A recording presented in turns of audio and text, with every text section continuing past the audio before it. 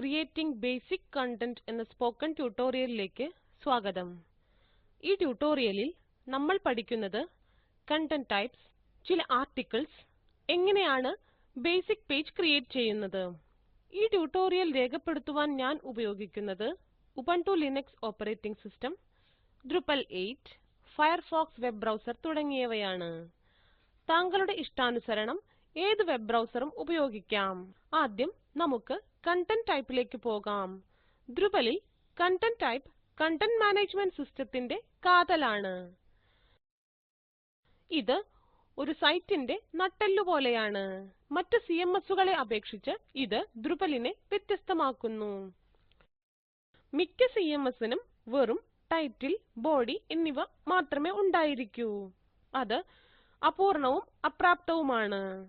Drupalൽ ഓരോ കണ്ടന്റ് ഇനവും ഒരു നോഡ് എന്ന് അറിയപ്പെടുന്നു. ഓരോ നോഡിനും ഒരു ഒറ്റ കണ്ടന്റ് ടൈപ്പ് ആണ് ഉള്ളത്.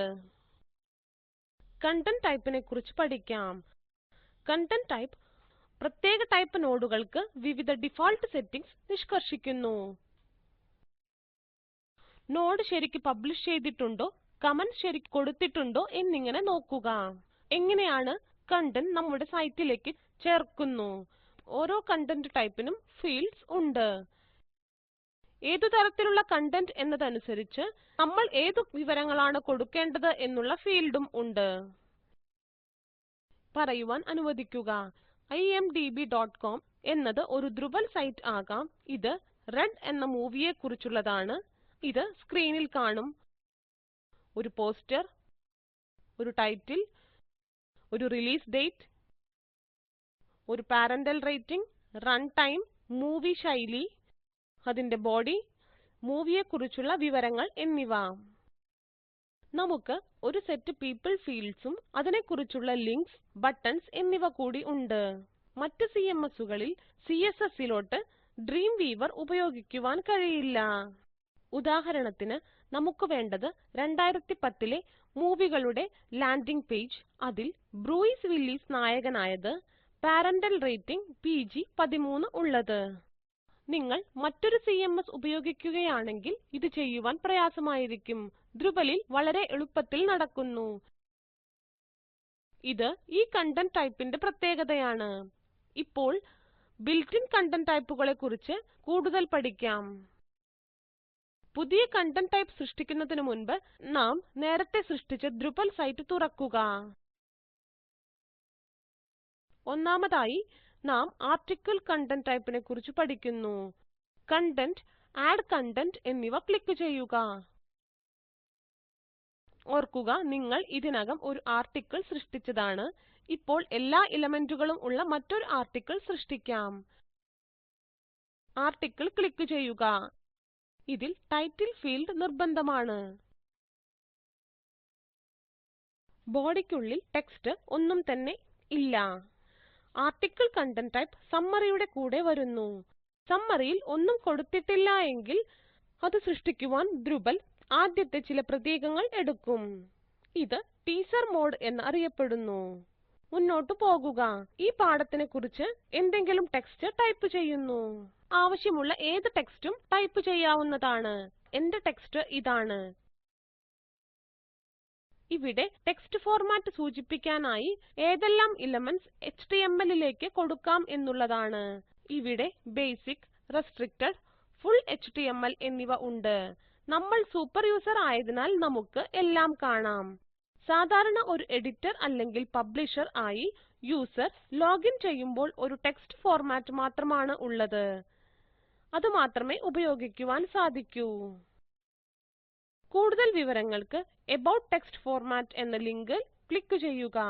ഇപ്പോൾ Basic HTML തിരഞ്ഞെടുക്കുക.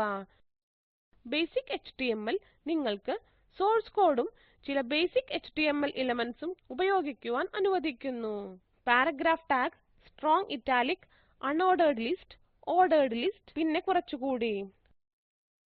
ഫുൾ HTML, JavaScript, iframe ഉൾപ്പെടെ ഏത് HTMLഉം ഉൾച്ചേർക്കുവാൻ അനുവദിക്കുന്നു. റെസ്ട്രിക്റ്റഡ് HTML, പാരഗ്രാഫ് ടാഗ് അല്ലെങ്കിൽ ലൈൻ ബ്രേക്സ് മാത്രമേ കൊടുക്കുവാൻ അനുവദിക്കൂ. WYSIWYG എഡിറ്റർ ആണ് CK എഡിറ്റർ. ഇത് നമ്മൾ പിന്നീട് പഠിക്കും.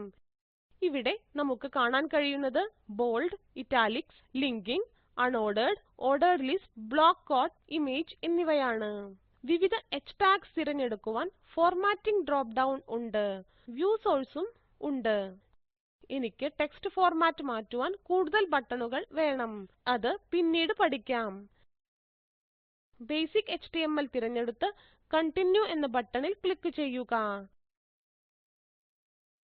നമുക്ക് ആർട്ടിക്കിൾ പൂർത്തിയാക്കാം. ഒരിക്കൽ കൂടി ടാഗുകൾ ഉപയോഗിക്കാം. ഇൻട്രൊഡക്ഷനും ദ്രുബലും. ഇപ്പോൾ ഇമേജ് ശൂന്യമായി വിടാം. നിങ്ങൾ ഇത് നേരത്തെ കണ്ടതാണ്. ഇവിടെ വലതുഭാഗത്ത് വിസിബിലിറ്റി, പബ്ലിക്കേഷൻ, സെറ്റിംഗ്സ് എന്നിവ കാണാം. ഈ പ്രത്യേക ആർട്ടിക്കിളിന് വേർഷൻ കൺട്രോൾ പ്രാപ്തമാക്കുവാൻ വേണ്ടി ക്രിയേറ്റ് ന്യൂ വേർഷൻ ക്ലിക്ക് ചെയ്യുക. ഒരു മെനു ലിങ്കിലേക്ക് ആർട്ടിക്കിൾ ചേർക്കുവാൻ പ്രൊവൈഡ് എ മെനു ലിങ്ക് എന്ന ചെക്ക് ബോക്സ് ക്ലിക്ക് ചെയ്യുക. ദ്രുബൽ മെയിൻ നാവിഗേഷനിലേക്ക് ഒരു മെനു ഐറ്റം ചേർക്കുന്നു.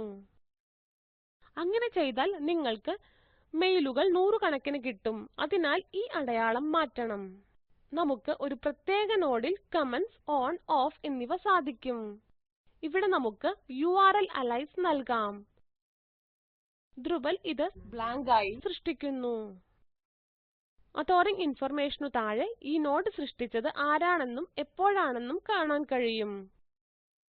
പ്രൊമോഷൻ ഓപ്ഷൻസിനു താഴെ വ്യൂ സെറ്റിംഗ് സജ്ജമാക്കുക. ഈ നോഡ് ഫ്രണ്ട് പേജിലേക്ക് കൊടുത്തിട്ടുണ്ടോ എന്നും ഒപ്പം ലിസ്റ്റിനു മുകളിൽ സ്റ്റിക്കി ആണോ അല്ലയോ എന്നും പരിശോധിക്കുക.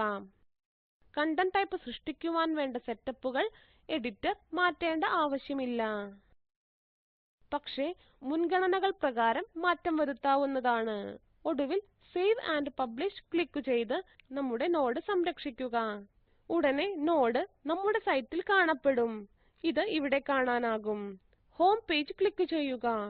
നമുക്ക് വെൽക്കം ടു ദ്രുബൽവിൽ സെക്കൻഡ് ആർട്ടിക്കിൾ എന്നിവ കാണാം. ടീസർ മോഡിൽ പ്രസിദ്ധീകരിച്ച തീയതിക്കനുസരിച്ച് അത് പ്രദർശിപ്പിക്കുന്നു. റീഡ് മോർ, ആഡ് കമന്റ് എന്നീ ലിങ്കുകൾ ഇവിടെ ഉണ്ട്. ദ്രുബൽ സൈറ്റിലെ ടാഗു ചെയ്ത എല്ലാ നോഡുകളുടെയും പട്ടിക ലഭിക്കുവാൻ ദ്രുബൽ എന്ന ലിങ്കിൽ ക്ലിക്ക് ചെയ്യുക. വീണ്ടും നോഡുകൾ പ്രസിദ്ധീകരിച്ച തീയതിക്കനുസരിച്ച് പ്രദർശിപ്പിക്കുന്നു. ഇതാണ് ആർട്ടിക്കിൾ കണ്ടന്റ് ടൈപ്പ്. എഡിറ്റ് എന്ന ലിങ്കിൽ ക്ലിക്ക് ചെയ്യുക. നാം ഇവിടെ എന്ത് ചേർക്കുവാൻ ആഗ്രഹിക്കുന്നു? ദ്രുബൽ സ്വതവേ ഓപ്ഷനുകൾ ധാരാളം നൽകുന്നു. Save and keep published click ചെയ്യുക. എന്തിനു വേണ്ടിയും കണ്ടന്റ് ടൈപ്സ് ഉപയോഗിക്കാം. മറ്റൊരു ഐറ്റം ചേർക്കാം. ഷോർട്ട്കട്ട്സ്, ആഡ് ഷോർട്ട്കട്ട്സ് എന്നിവ ക്ലിക്ക് ചെയ്യുക. ബേസിക് പേജ് തിരഞ്ഞെടുക്കുക.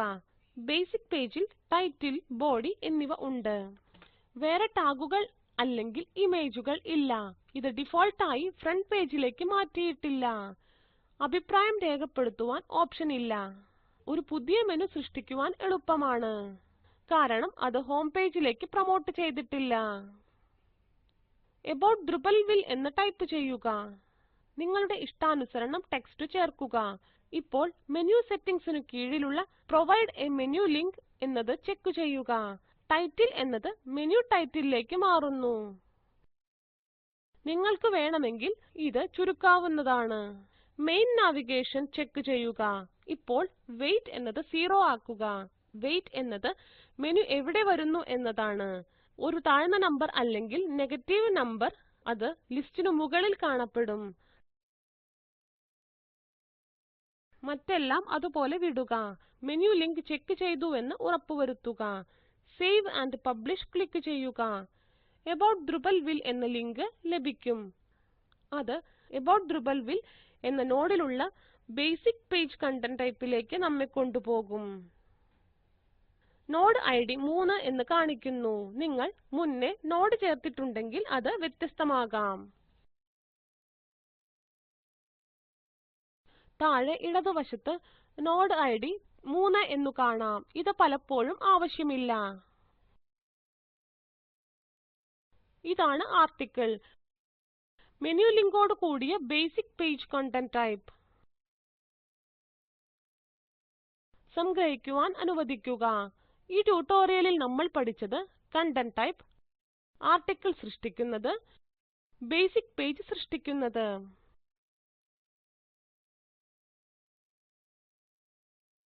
ഈ വീഡിയോ അക്യുയ, OS ട്രെയിനിംഗ് എന്നിവയിൽ നിന്ന് സ്വാംശീകരിച്ച് IIT ബോംബെയിലെ സ്പോക്കൺ ട്യൂട്ടോറിയൽ പ്രോജക്റ്റ് പുതുക്കി നിശ്ചയിച്ചു. ഈ ലിങ്കിൽ ലഭ്യമായ വീഡിയോ സ്പോക്കൺ ട്യൂട്ടോറിയൽ പ്രോജക്റ്റ് സംഗ്രഹിക്കുന്നു. ദയവായി ഡൗൺലോഡ് ചെയ്ത് കാണുക. സ്പോക്കൺ ട്യൂട്ടോറിയൽ പ്രോജക്റ്റ് ടീം വർക്ക്ഷോപ്പുകൾ സംഘടിപ്പിച്ച് സർട്ടിഫിക്കറ്റുകൾ നൽകുന്നു. കൂടുതൽ വിവരങ്ങൾക്ക് ദയവായി എഴുതുക. സ്പോക്കൺ ട്യൂട്ടോറിയലിന് ഫണ്ട് കൊടുത്തത് NMEICT, ministry of human resource development, NVLI, ministry of culture, government of India. IIT ബോംബെയിൽ നിന്നും വിജി നായർ. പങ്കെടുത്തതിന് നന്ദി.